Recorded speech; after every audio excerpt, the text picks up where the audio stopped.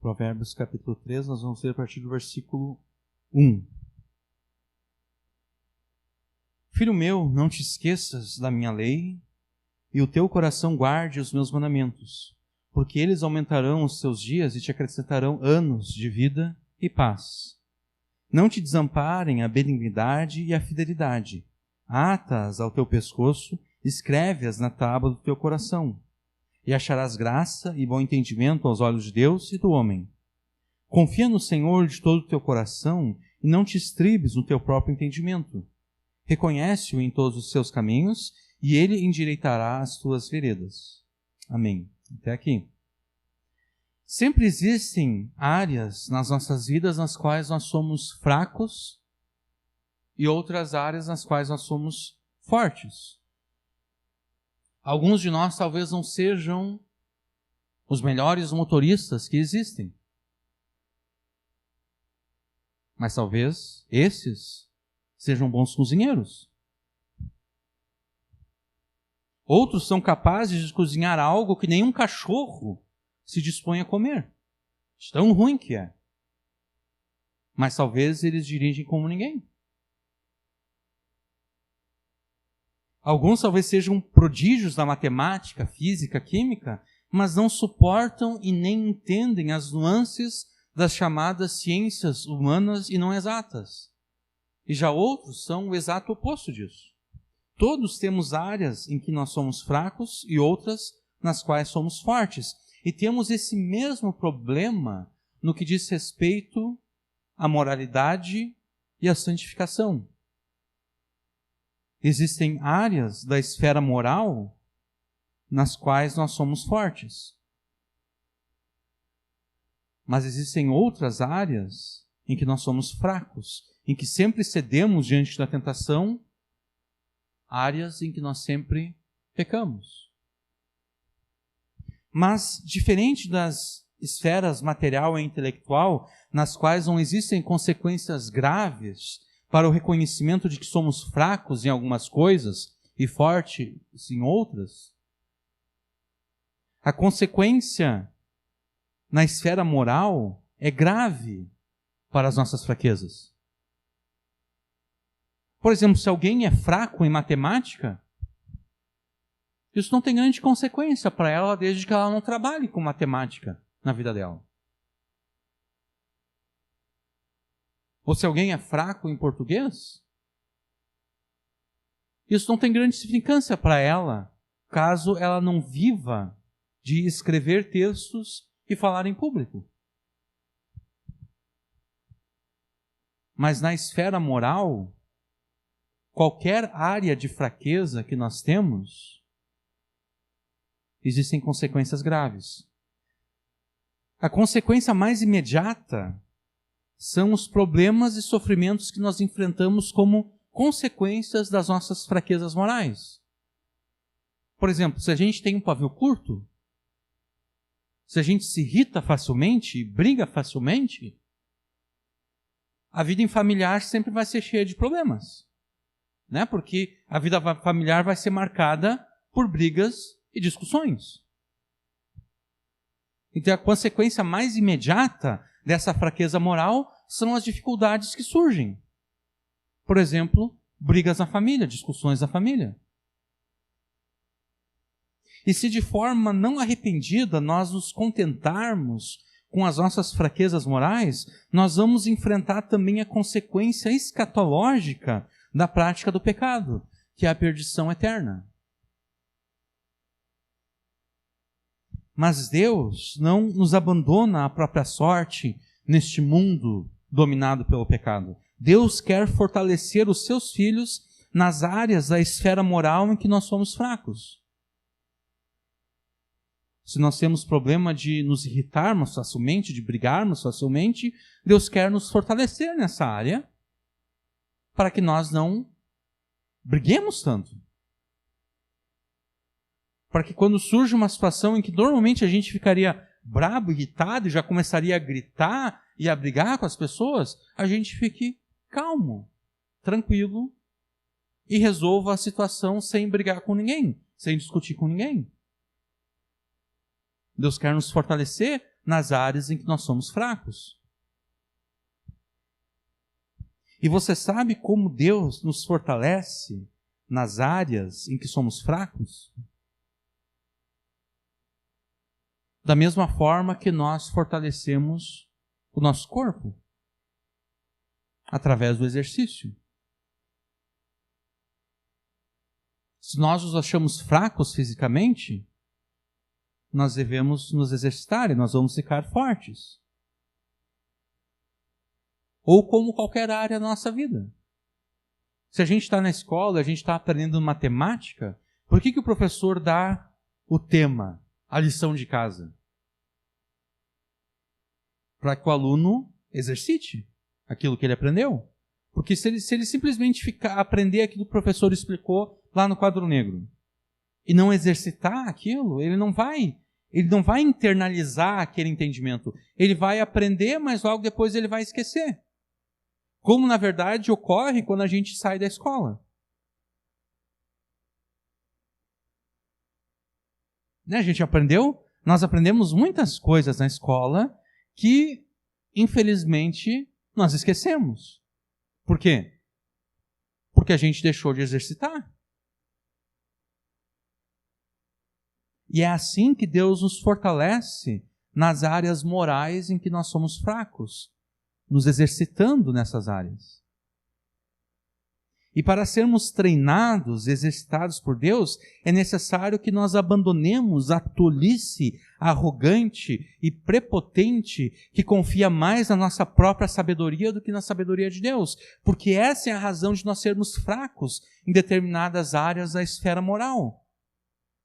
Por confiarmos mais em nós mesmos do que em Deus. Essa é a razão da nossa fraqueza moral. Nas áreas em que somos fracos, nós somos fracos exatamente porque naquelas áreas nós confiamos mais em nós mesmos do que em Deus. E para sermos treinados por Deus, para sermos exercitados por Deus, para sermos fortalecidos por Deus nessas áreas, é necessário que a gente abandone esse orgulho, essa arrogância de confiar mais em nós mesmos do que em Deus. Muitas vezes nós pensamos que ninguém, nem mesmo Deus, entende melhor a vida e entende melhor as circunstâncias, as nossas circunstâncias, do que nós mesmos. Nós pensamos que somos mais sábios do que Deus. Mas se nós fôssemos verdadeiramente sábios, de fato, nós ficaríamos mais do que felizes por saber que Deus se importa tanto conosco a ponto de Ele se dignar a nos corrigir nas nossas fraquezas. E como nós estamos interessados em investigar o livro de Provérbios para encontrarmos nesse livro a sabedoria de Deus para os seus filhos, neste mundo dominado pelo pecado, nós deveríamos aceitar de bom grado, de boa vontade, a correção de Deus. Pois isso é que é ser sábio, isso é agir segundo a verdadeira sabedoria, segundo a sabedoria de Deus. Nós deveríamos de aceitar de bom grado a correção de Deus nas áreas em que somos fracos. E você sabe como é que Deus corrige os seus filhos? Você sabe como é que Deus nos corrige? Por meio da nossa obediência aos seus ensinos e mandamentos em todas as circunstâncias das nossas vidas. Porque a santificação que o Espírito Santo opera nas nossas vidas, ela não ocorre num passe de mágica. Ela não ocorre num estalar de dedos. Ela não ocorre numa experiência mística e daí simplesmente nós somos santificados. Ela não ocorre num chamado ao altar, onde daí o pastor vai orar com imposição de mão sobre a pessoa, e daí de repente a pessoa até vai cair no poder do Espírito. Não é assim que a santificação funciona.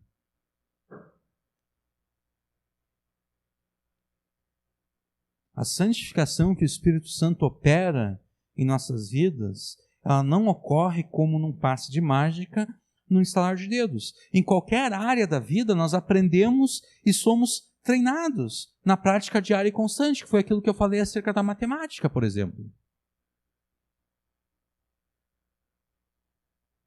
Ou se eu vou fazer autoescola agora, eu vou até aprender a dirigir.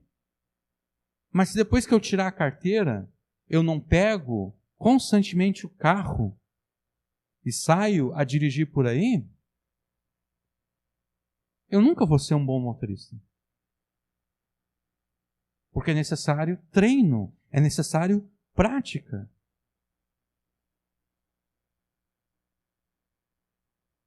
O mesmo é verdadeiro com relação à nossa santificação como filhos de Deus. Você quer ser fortalecido naquelas áreas em que você sempre cede diante da tentação? Você quer ser treinado por Deus a vencer aqueles pecados que sempre te derrotam? Aqueles pecados que diariamente você tem que se arrepender deles e pedir a Deus perdão por eles? Faça o que esses versos te ensinam. Confie na sabedoria de Deus e obedeça de coração o ensino e os mandamentos de Deus. É por meio da confiança na sabedoria de Deus, posta em prática na obediência aos seus ensinos e mandamentos, que Deus vai te exercitar, te fortalecer e corrigir o teu estilo de vida, que até agora é marcado pelo pecado. Foi com essa intenção que o Espírito Santo inspirou e registrou esses versos que nós acabamos de ler. Te exercitar, te fortalecer e corrigir o teu estilo de vida marcado pelo pecado. Então, confie na sabedoria de Deus e obedeça de coração, e Ele corrigirá o teu estilo de vida. E antes de nós começarmos, é necessário explicar algumas decisões que eu tomei aqui, que vão impactar essa e a próxima pregação. A primeira parte do capítulo 3 de Provérbios pode ser dividida de duas maneiras diferentes, pelo menos. Ou pelo uso da expressão filho meu, nos versos 1 e 11, de modo que a primeira divisão do capítulo conteria os versículos de 1 a 10, ou pela forma como o discurso do pai nesses versos foi estruturado.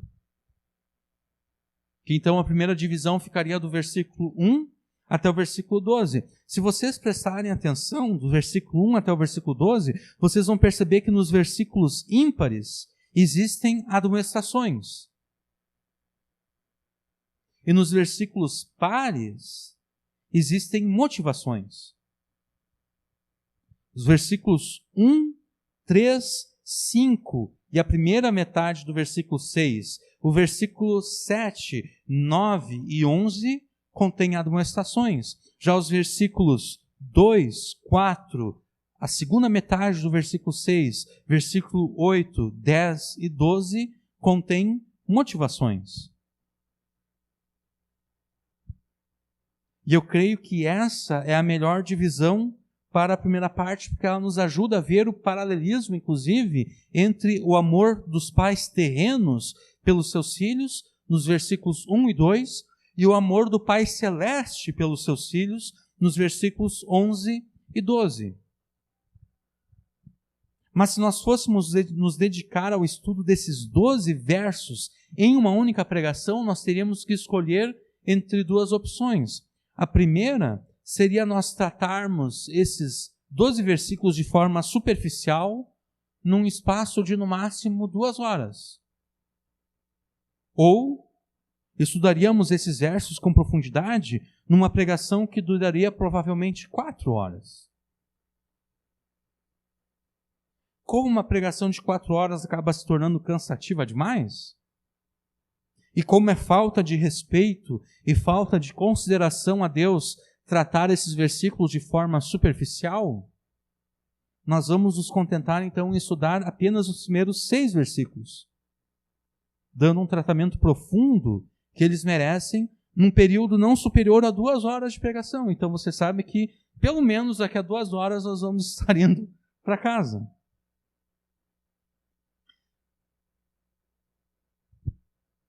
Os versículos 1 e 2, eles servem de introdução a essa primeira parte aqui do discurso do pai sábio e temente a Deus ao seu filho jovem e inexperiente. E nós já vimos esses 2 versículos na semana passada. Nós vimos esses 2 versículos com muitos detalhes e aplicações da semana passada. Então hoje nós vamos ressaltar apenas alguns pontos importantes. Se nós fôssemos resumir numa frase o que esses 2 versículos ensinam, nós teríamos o seguinte: obedeça de coração aos mandamentos dos seus pais e você terá uma vida longa e abençoada. Esse é o resumo desses 2 versículos. Obviamente que ao escrever essas palavras, o pai sábio e temente a Deus, ele tem consciência da sua sabedoria e do seu temor a Deus. O que eu quero dizer com isso? Isso quer dizer que um pai que não fosse sábio, e por não ser sábio, consequentemente, não fosse temente a Deus, jamais poderia prometer ao seu filho uma vida longa e abençoada, caso o seu filho o obedecesse. Quer dizer, se um filho obedecesse de coração aos mandamentos do seu pai tolo e rebelde a Deus, não será a bênção que este filho vai receber de Deus. Vai ser a maldição. Nós nunca podemos nos esquecer que Provérbios foi escrito dentro do contexto do povo da aliança. E para as famílias que eram fiéis à aliança que Deus fez com o seu povo. A gente não pode se esquecer disso. Esse é o contexto no qual esse livro foi escrito. Os pais crentes, eles devem ter condições de repetir essas palavras, sem hipocrisia alguma. Filho meu, não te esqueças da minha lei, do meu ensino, e o teu coração guarde os meus mandamentos. Os pais, eles devem ser capazes de repetir essas palavras sem hipocrisia alguma e sem se sentir culpados diante de Deus. E se você não pode repetir essas palavras sem hipocrisia, isso quer dizer que você está fazendo um péssimo papel de pai, um péssimo papel de mãe.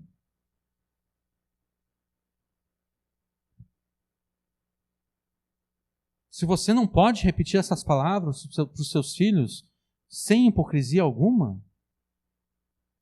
você não é um bom pai, você não é uma boa mãe. Você não é melhor do que os incrédulos que estão por aí.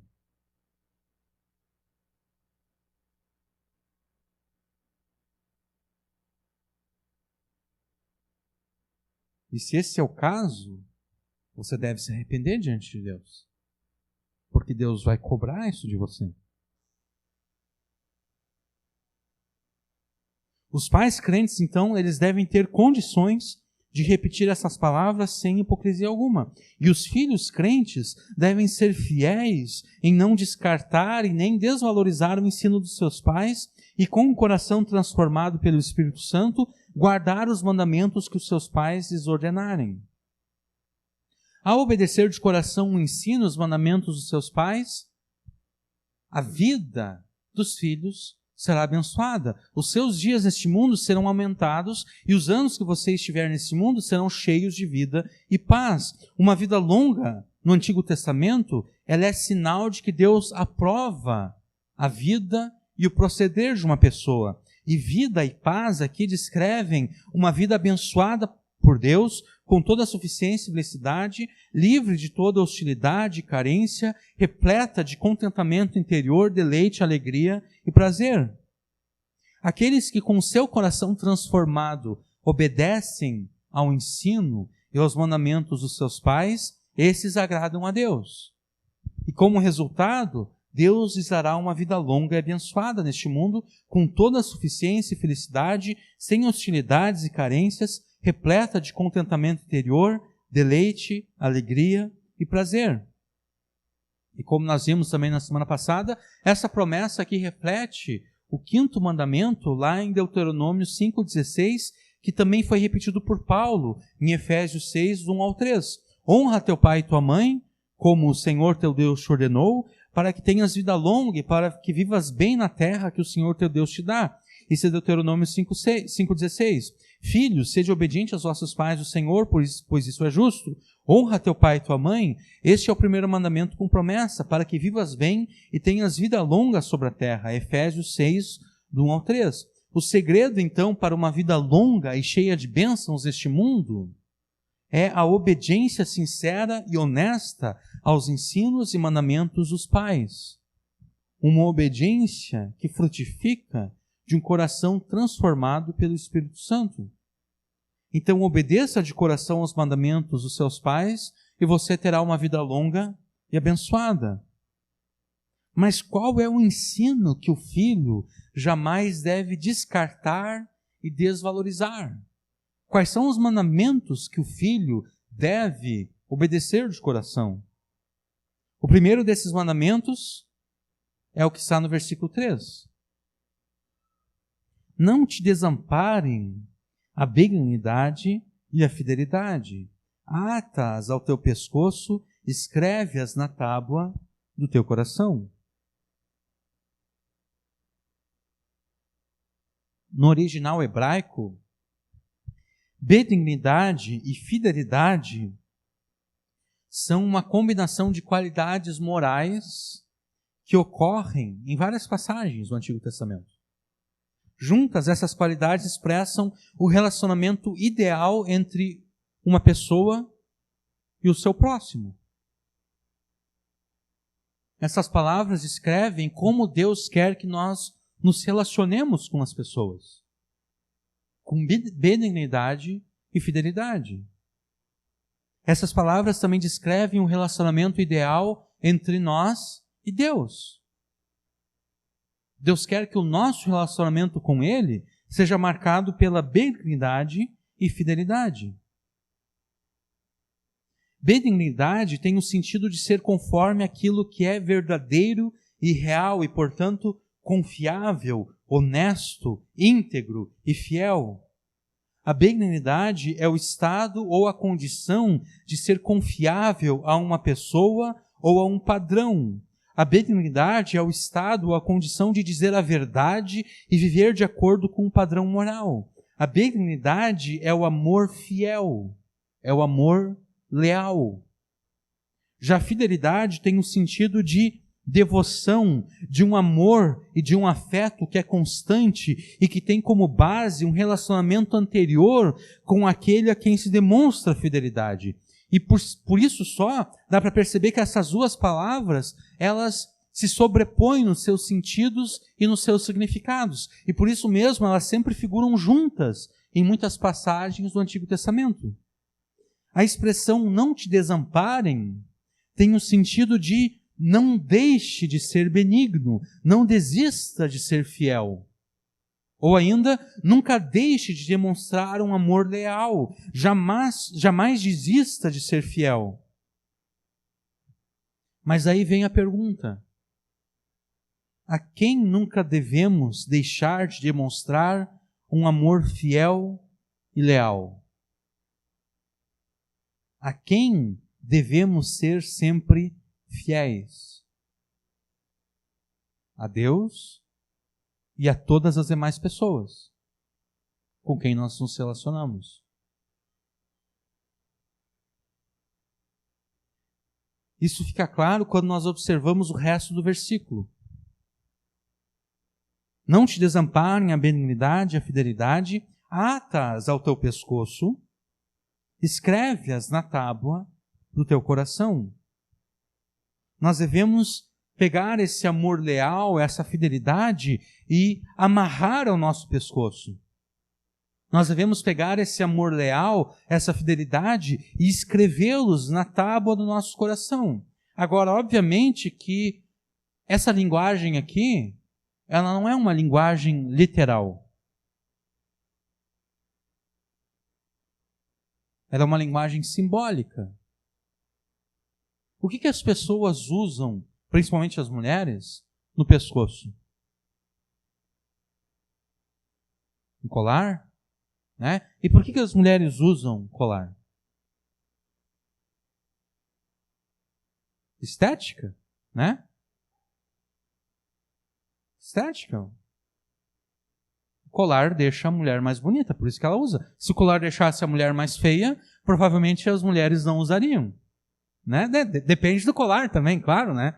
Tem colares e colares, né?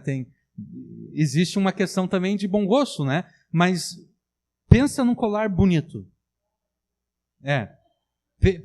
Pensa num colar bonito. Se você tivesse tempo, como as pessoas dizem, você compraria esse colar bonito porque você acharia que esse colar bonito te deixaria mais bonita do que você já é. Né? Todas vocês são lindas. E o colar deixaria vocês mais lindas ainda. As mulheres usam colares porque elas querem ficar mais bonitas, ficar mais atraentes. E é exatamente isso que o Pai está falando aqui. Use esse amor leal e essa fidelidade como um enfeite no teu pescoço. Se enfeite com esse amor leal e com essa fidelidade.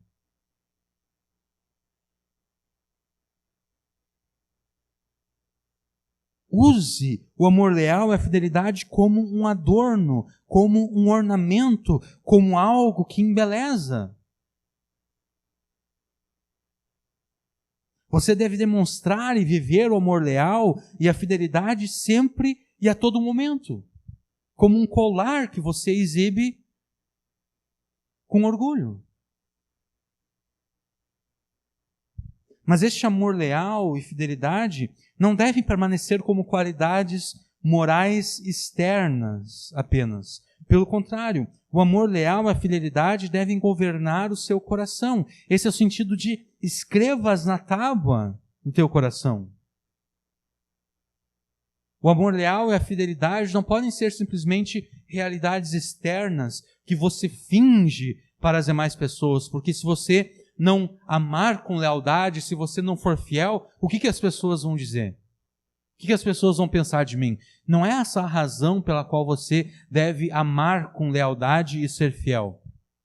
A razão é porque o amor leal e a fidelidade devem habitar o teu coração. Esse amor leal, essa fidelidade devem governar os teus pensamentos, devem governar os teus sentimentos, devem governar as tuas emoções, as tuas vontades, devem governar a tua consciência. Porque coração é isso.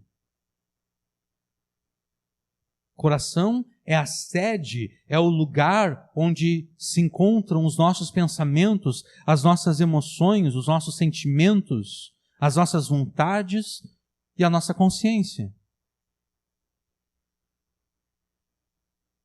Então nós devemos usar esse amor leal, essa fidelidade como algo que nos embeleza, como algo que nos torna mais bonitos. Mas ao mesmo tempo esse amor leal, essa fidelidade, elas devem governar tudo em nós. Pensamentos, emoções, vontades e consciência.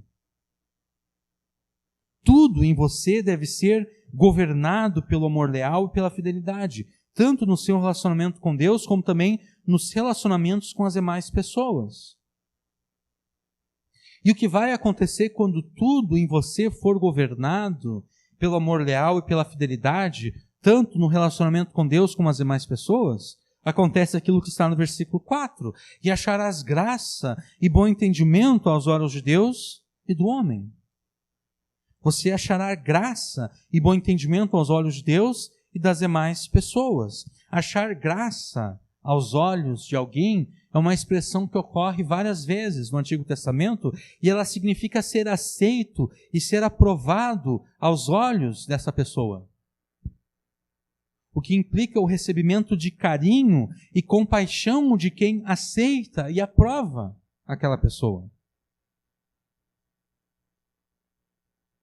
Bom entendimento traduz uma palavra que também pode ser traduzida como um bom nome, uma boa reputação.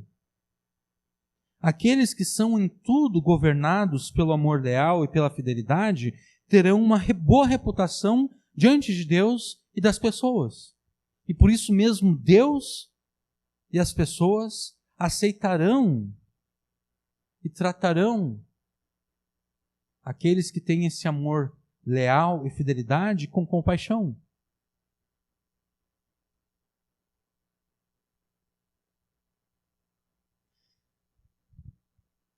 Só que agora nós temos um problema aqui.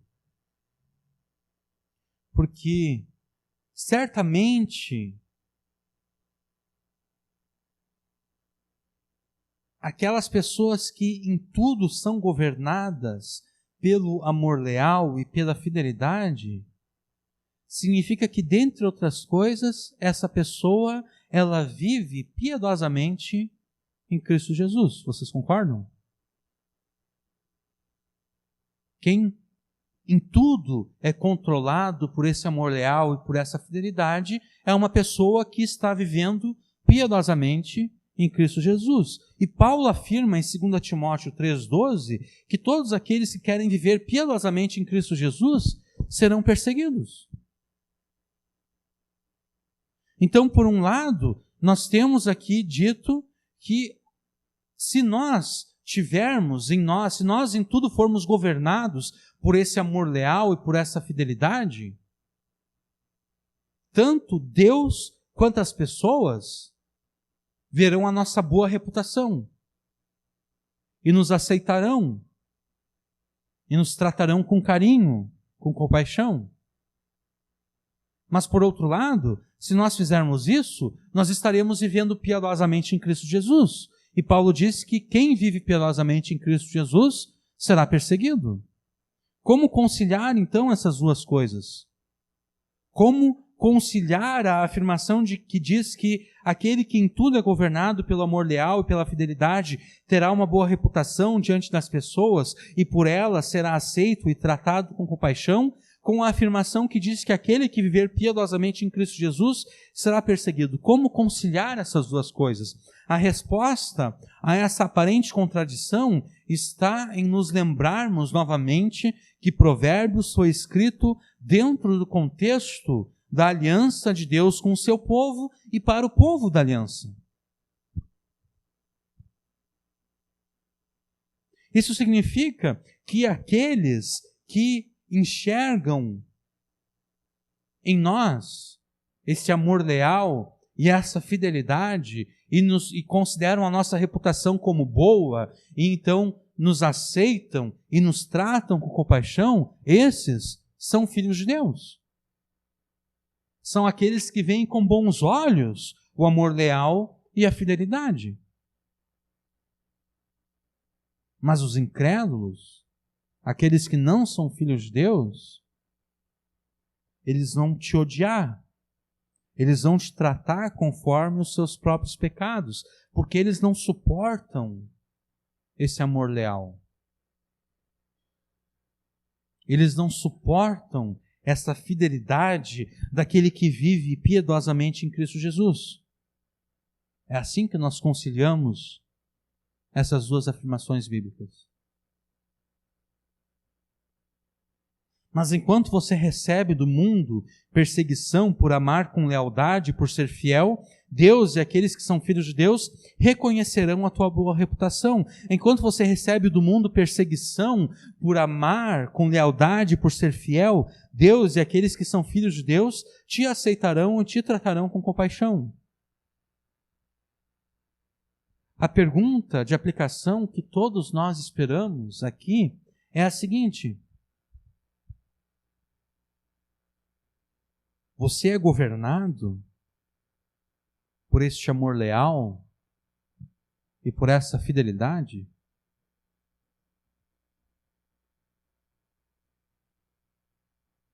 Se você fosse analisar todos os relacionamentos que você tem, tanto com Deus quanto com as demais pessoas, esses relacionamentos eles são marcados por esse amor leal e por essa fidelidade? As intenções do teu coração, os teus pensamentos, as suas palavras, as suas ações, elas são governadas por esse amor leal e por essa fidelidade? Essas são as perguntas que nós esperaríamos, mas no lugar delas eu vou fazer outras perguntas. Eu vou inverter um pouquinho. Como você trata os seus irmãos em Cristo que são fiéis a ti e demonstram a você um amor leal?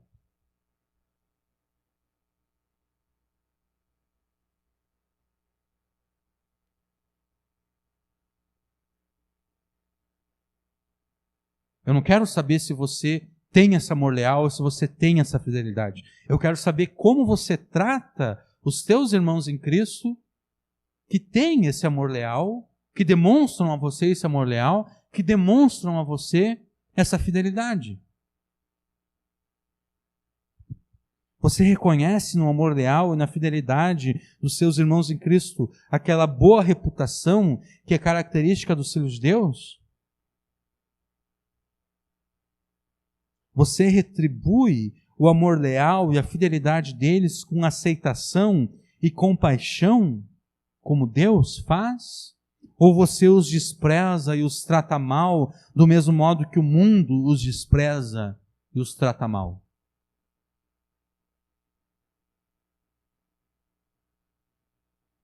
Se você trata os seus irmãos em Cristo que são fiéis e amam com lealdade como o mundo os trata, o que isso diz acerca de você? Se você trata aqueles que amam com lealdade e aqueles que são fiéis da mesma forma que o mundo os trata, com perseguição, com ódio, o que isso diz acerca de você? Duas coisas.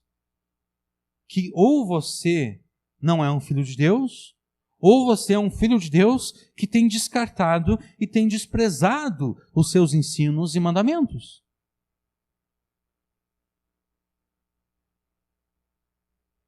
Ou você não é um filho de Deus, ou você é um filho de Deus que tem descartado e desprezado o amor leal e a fidelidade que são traços do caráter do Deus que você chama de Pai.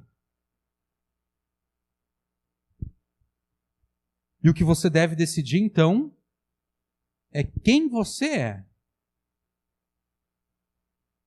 Você é alguém que não é filho de Deus? Ou você é um filho de Deus rebelde?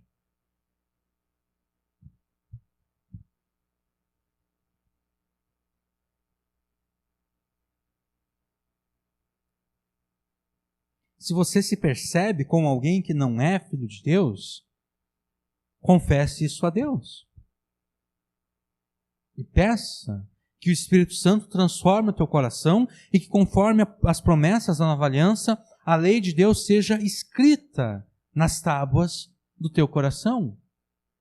E então, com fé em Jesus e se apropriando de tudo aquilo que Jesus conquistou para o seu povo, passe a amar com lealdade e a ser fiel a Deus e a todas as demais pessoas, mesmo os filhos de Deus. Passe a reconhecer a boa reputação dos filhos de Deus. Passe a tratar os filhos de Deus com compaixão, com carinho, da mesma forma que Deus os trata. E se você é um filho de Deus, mas um filho de Deus rebelde, confesse essa rebeldia a Deus e, com fé no perdão conquistado por Jesus na cruz, não descarte mais e nem desvalorize o ensino do teu Pai Celestial. Pelo contrário, com fé, passe a amar com lealdade, passe a ser fiel tanto a Deus quanto às demais pessoas. Fazendo isso, você receberá de Deus e do povo de Deus aceitação e compaixão. Amar com lealdade e ser fiel é o primeiro mandamento que vocês, que são filhos, devem obedecer de coração. Amar com lealdade e ser fiel a Deus e ao próximo é o primeiro mandamento que você, que é filho de Deus, deve obedecer de coração. O segundo mandamento é confiar em Deus e na sua sabedoria em todas as circunstâncias. Versículo 5. Confia no Senhor de todo o teu coração e não te estribes no teu próprio entendimento. confiar, no original hebraico, tem um sentido de crença, ou sentimento de segurança e proteção. E coração, como nós já vimos, se refere à totalidade do nosso ser interior. Mente, que são os pensamentos, vontade, emoções e consciência. Estribar é uma outra palavra para o ato de confiar, que significa literalmente apoiar-se. O estribo é onde um estribo numa montaria, num cavalo, é onde a gente se apoia para subir no cavalo, para montar no cavalo. Estribar, então, é uma palavra, é um outro verbo para confiar-se, que significa apoiar. Então, quando está escrito aqui, confia no Senhor de todo o teu coração e não te estribes no teu próprio entendimento, confie no Senhor de todo o teu coração e não te apoies no teu próprio entendimento. Ou confie no Senhor de todo o teu coração e não confie no teu próprio entendimento.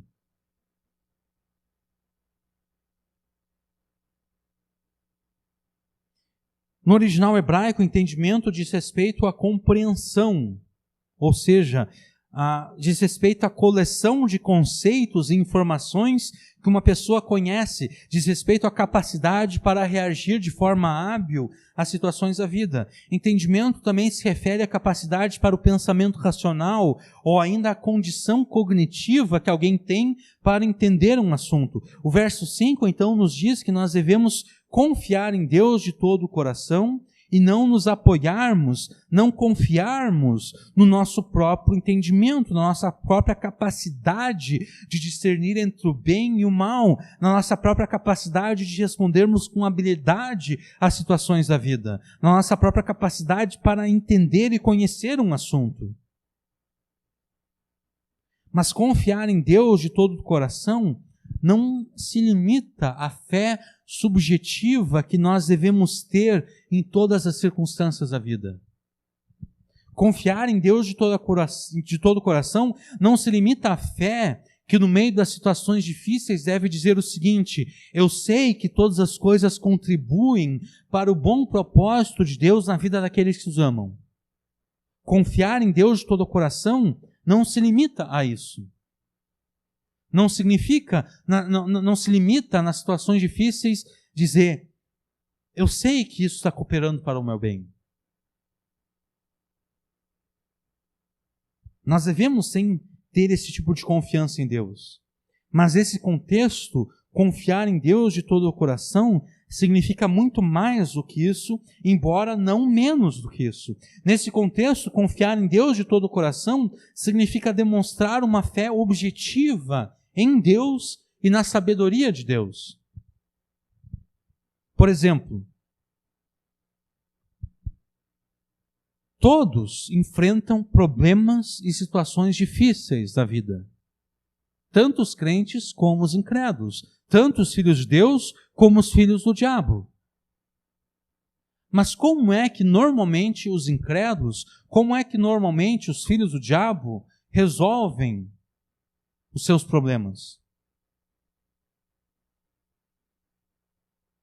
Através do pecado. Através da mentira, através do engano, através do roubo. É assim que os incrédulos, é assim que os filhos do diabo resolvem os seus problemas. Agora, um filho de Deus, ele deve confiar em Deus de todo o coração. Isso significa que quando ele vai resolver os seus problemas, ele não vai apelar ao pecado como os filhos do diabo fazem, como os incrédulos fazem. O Filho de Deus vai contar a verdade, ainda que a verdade seja prejudicial a ele, ainda que a verdade prejudique ele, a sua vida, a sua família. Isso é confiar em Deus de todo o coração.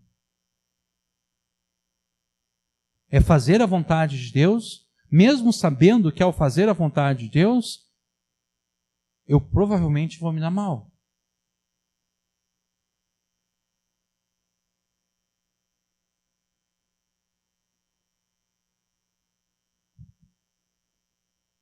Então, enquanto os incrédulos facilmente se livram dos seus problemas através de mentiras, enganos e muitos outros pecados, o Filho de Deus deve confiar no ensino e nos mandamentos que o seu Pai Celeste ordenou na sua palavra, e jamais então recorrer à mentira, ao engano e a outros pecados para resolver os seus problemas. O Filho de Deus deve ter certo na sua mente que não existe segurança real e nem proteção eficaz na sua própria sabedoria. Sua própria sabedoria, ela sempre quer fugir para o pecado e no pecado se refugiar. A nossa sabedoria natural, ela sempre quer fugir para o pecado. Ela sempre quer no pecado encontrar refúgio. E o Filho de Deus deve ter certo na sua mente que não existe segurança real, não existe proteção eficaz na sabedoria humana. Não existe proteção real, não existe segurança eficaz naquilo que o meu coração mande que eu faça.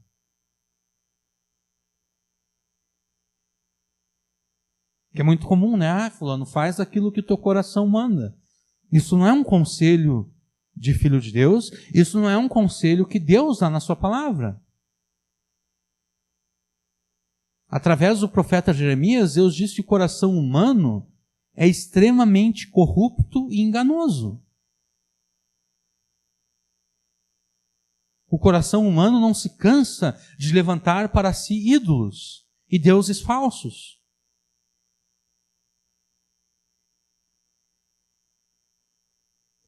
O nosso coração, a nossa própria vontade, os nossos próprios sentimentos, os nossos próprios pensamentos, a nossa própria consciência, a parte de Deus, separados de Deus, sempre vai nos aconselhar a fugirmos para o pecado e no pecado encontrarmos refúgio. O Filho de Deus deve ter bem certo na sua mente, no seu coração, que só existe segurança real e proteção eficaz em Deus, nos ensinos de Deus e nos mandamentos de Deus. Em todos os problemas que você enfrenta, não se apoie naquilo que o teu coração diz que você deve fazer.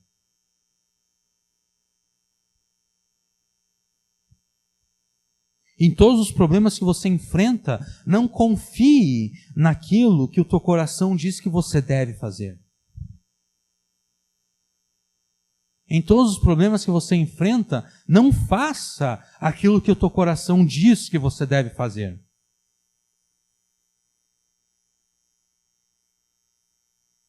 Ainda que aparentemente você consiga se ver livre dos problemas, fazendo aquilo que o teu coração te manda fazer, no final de tudo você vai encontrar apenas condenação e destruição.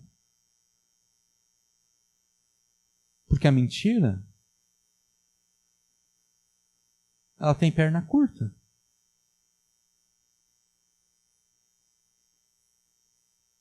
É difícil sustentar uma mentira com eficácia por muito tempo. Porque cada vez vai ser necessário acrescentar outras mentiras para suportarem aquela primeira mentira. E depois vão ser necessário criar outras mentiras para suportar aquelas outras mentiras que nós contamos em suporte àquela primeira mentira e assim por diante. E no final sempre vai ter alguém que vai descobrir a verdade. Mas ainda que ninguém descubra a verdade, ainda que a gente consiga mentir para todo mundo, e a gente consiga se safar de todos os problemas e de todas as dificuldades, no final, a gente não vai conseguir mentir para Deus. Não há como enganar a Deus, não há como mentir para Deus. Ainda que a gente consiga enganar a todas as pessoas durante toda a nossa vida, no final, a gente não vai conseguir enganar a Deus. Então, em todos os problemas que você enfrenta, não se apoie, não confie e não faça aquilo que o teu coração diz que você vai fazer.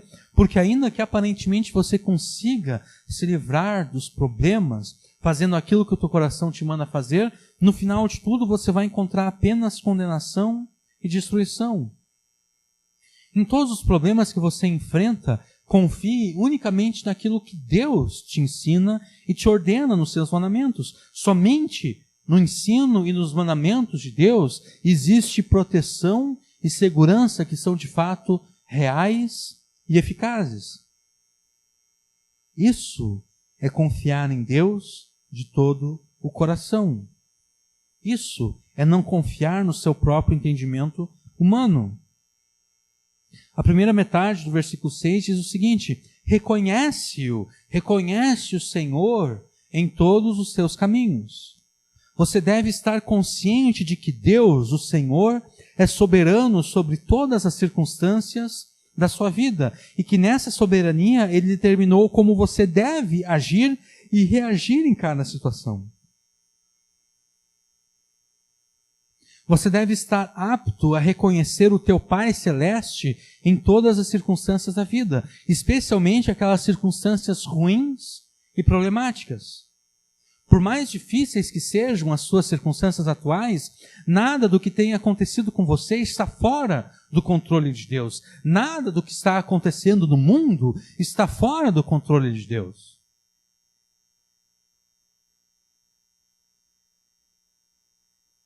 Nada do que está acontecendo nos hospitais e nos prontos atendimentos por aí e nas UTIs, nada disso está fora do controle de Deus.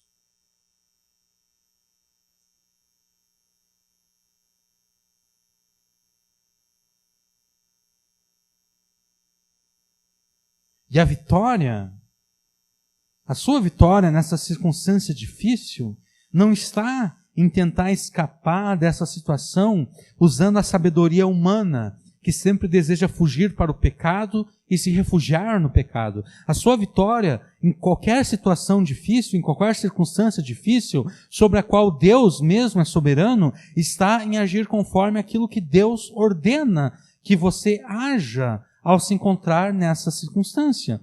Isso significa que ao enfrentar circunstâncias difíceis, você deve buscar na palavra de Deus aquilo que Deus ordena que os seus filhos pensem, falem e façam ao enfrentar essas circunstâncias.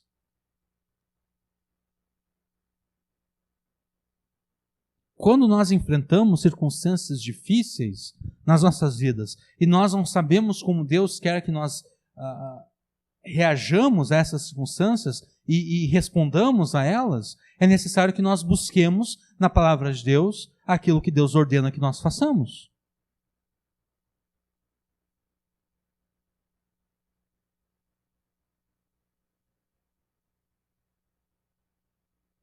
Enquanto você reagir às circunstâncias difíceis conforme a sua própria sabedoria humana, você estará sendo reprovado.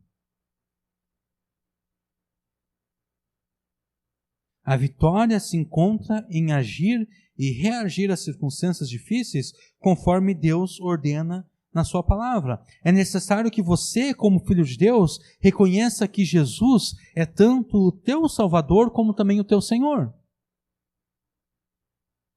Jesus Cristo salvou você para que você faça a vontade dele. Jesus não salvou você para que você continue a fazer a própria vontade, uma vez que foi o fazer a própria vontade que te colocou numa posição de necessitar de salvação.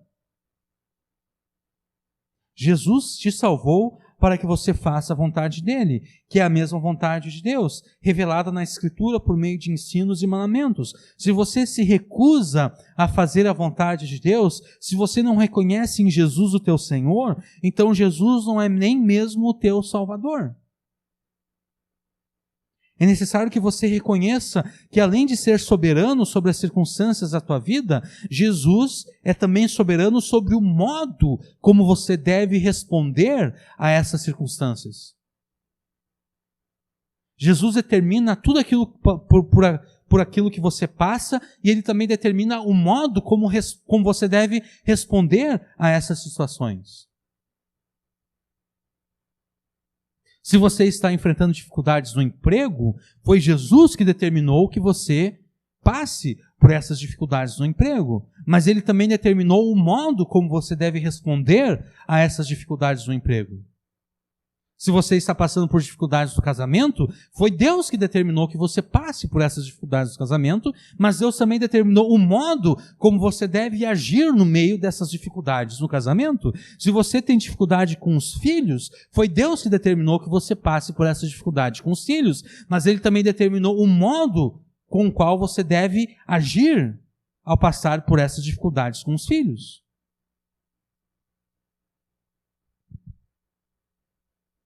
É isso que significa reconhecer o Senhor em todos os seus caminhos. Reconhecer que Deus determinou as circunstâncias e também determinou o modo pelo qual nós devemos responder e reagir a essas circunstâncias.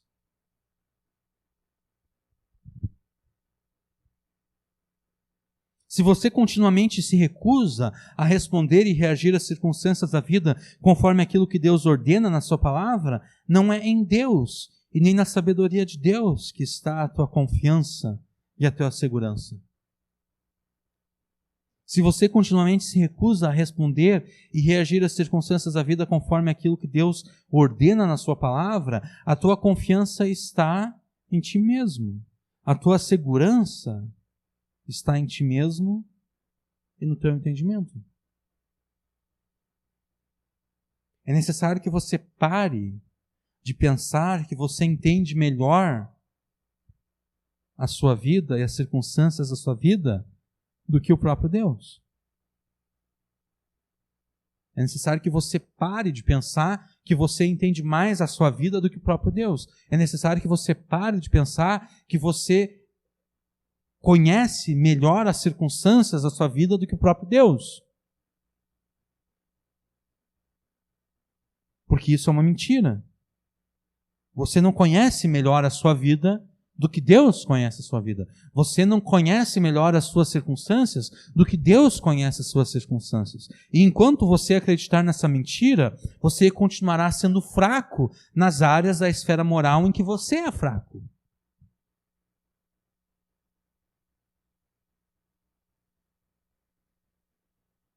Se a tua fraqueza está no casamento, e você continua acreditando na mentira de que você entende melhor da vida do que o próprio Deus, de que você entende melhor de casamento do que Deus, de que você entende melhor das circunstâncias do casamento do que Deus, você continuará sendo fraco no casamento e o teu casamento continuará naufragando.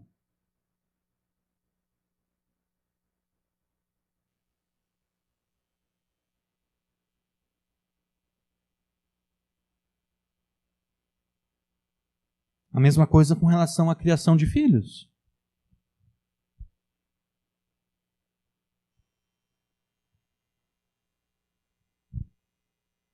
Enquanto você acreditar na mentira, nessa mentira arrogante, orgulhosa, prepotente, que acha que entende melhor da vida do que Deus, entende melhor das circunstâncias da vida do que Deus, você continuará sendo fraco nas áreas em que você é fraco. Você continuará cedendo diante das tentações quando elas se apresentam diante de você. Você continuará pecando cada vez que o pecado se apresentar diante de você.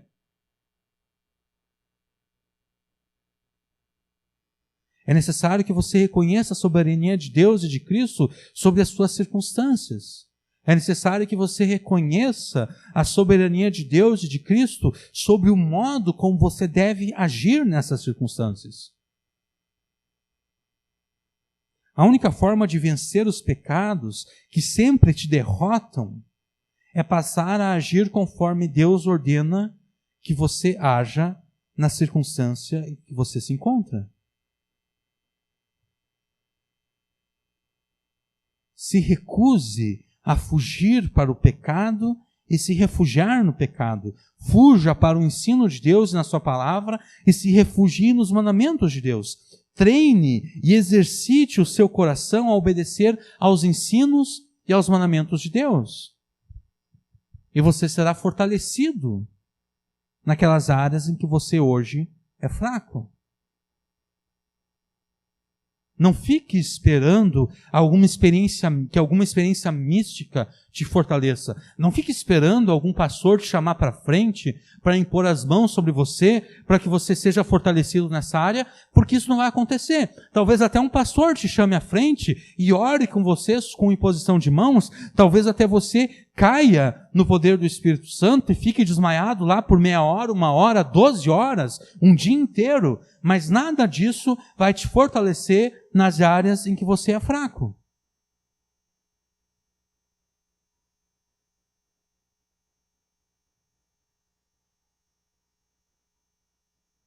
Nada disso vai te fortalecer contra as tentações. Nada disso vai te fortalecer contra os pecados. Nada disso vai te ajudar a vencer as circunstâncias difíceis que você está enfrentando agora.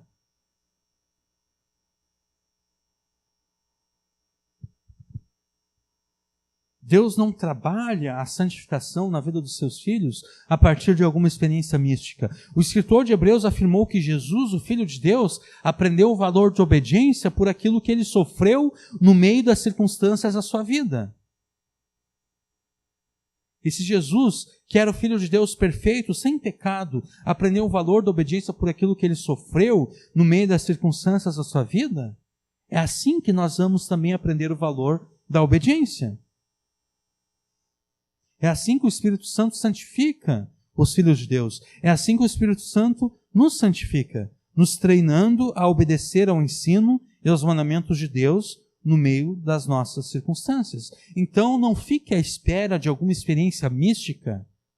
Não fique pensando que é necessário que aconteça alguma coisa espetacular, sobrenatural, para que você seja fortalecido nas áreas em que você é fraco. Porque essa experiência mística não existe.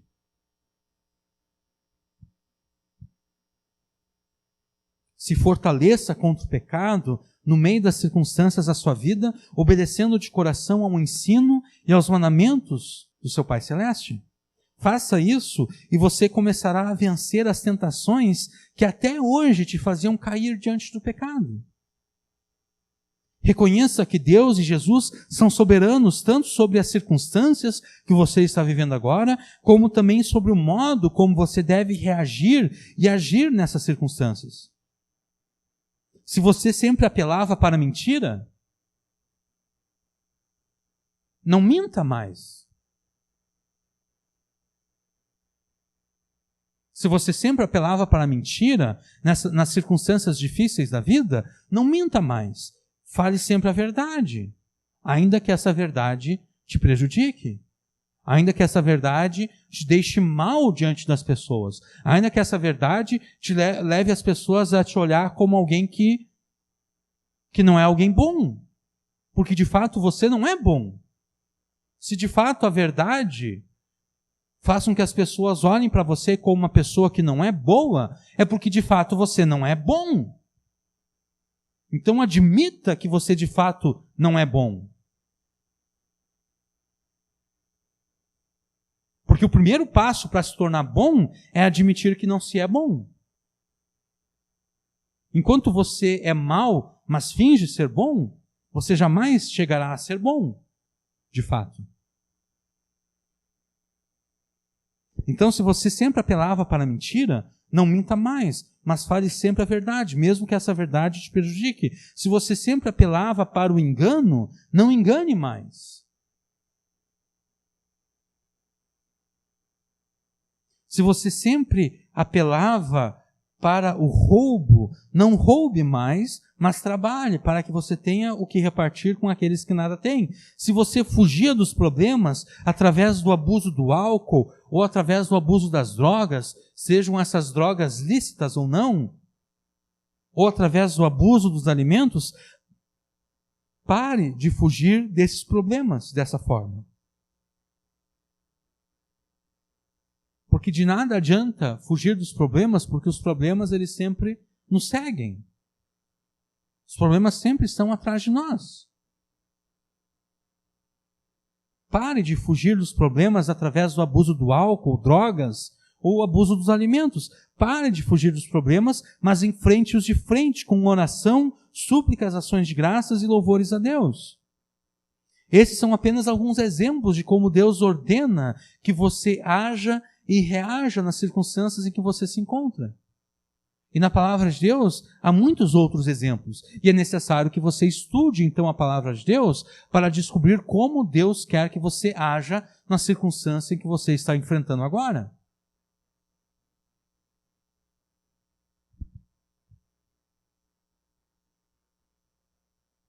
Procure esses exemplos na palavra de Deus e os coloque em prática. E você se fortalecerá contra aqueles pecados que até hoje te derrubavam e te faziam ser infiel a Deus. Faça isso e você derrotará esses pecados até o fim. E à medida em que você fizer isso, Deus usará essa obediência de coração para corrigir o teu estilo de vida. Versículo 6 de novo. Reconhece-o em todos os teus caminhos e o resultado é o seguinte: e Ele endireitará as tuas veredas. Deus endireitará o teu estilo de vida.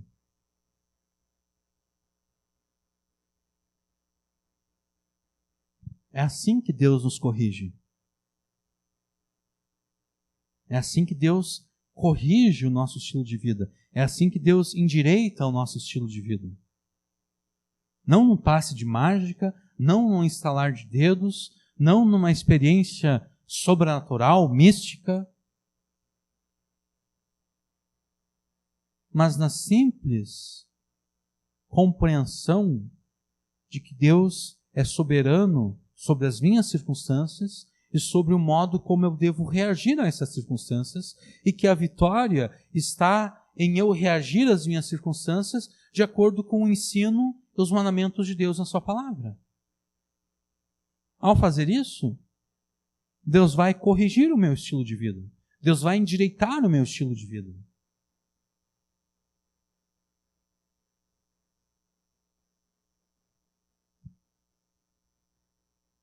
E sendo assim corrigido por Deus, você estará apto para herdar a vida eterna. Porque o quinto mandamento, que é refletido aqui nos versículos 1 e 2, possui implicações escatológicas, conforme Deuteronômio 4, 39 e 40 diz. Por isso, hoje deveis saber e considerar no coração que só o Senhor é Deus em cima no céu e embaixo na terra.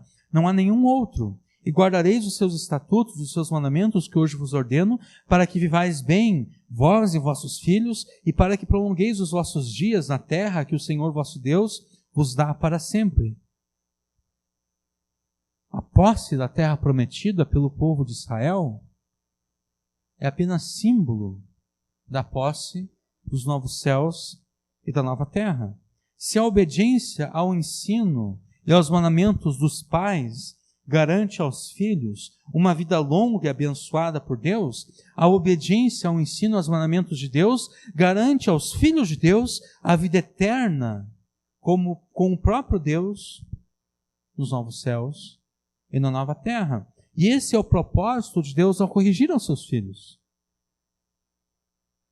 Esse é o propósito pelo qual Deus quer endireitar as nossas veredas, pela qual Deus quer endireitar o nosso estilo de vida, corrigir o nosso estilo de vida. Deus quer nos habilitar a experimentar com Ele a vida eterna nos novos céus e na nova terra.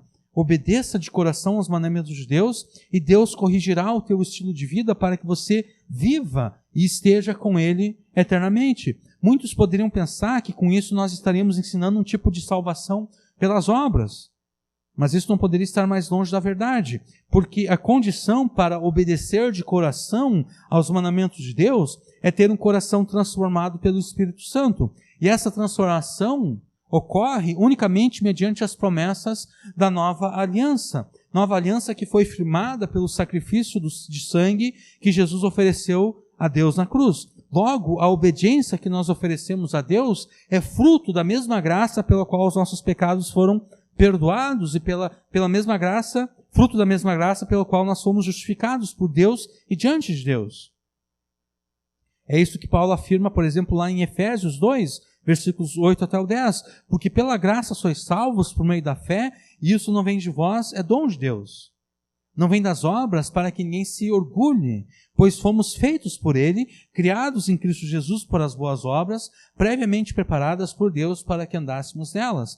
A obediência que nós prestamos aos mandamentos de Deus, na forma de boas obras, é o resultado da graça de Deus concedida a nós por Jesus Cristo e aplicada a nós pelo Espírito Santo.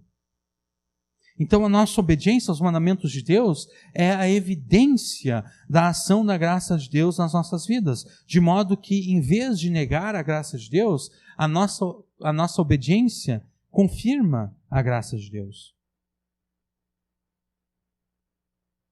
O objetivo de Deus, ao corrigir a sua vida, a tua vida, por meio da tua obediência fiel a Ele, é habilitar você a viver eternamente com Ele nos novos céus e na nova terra.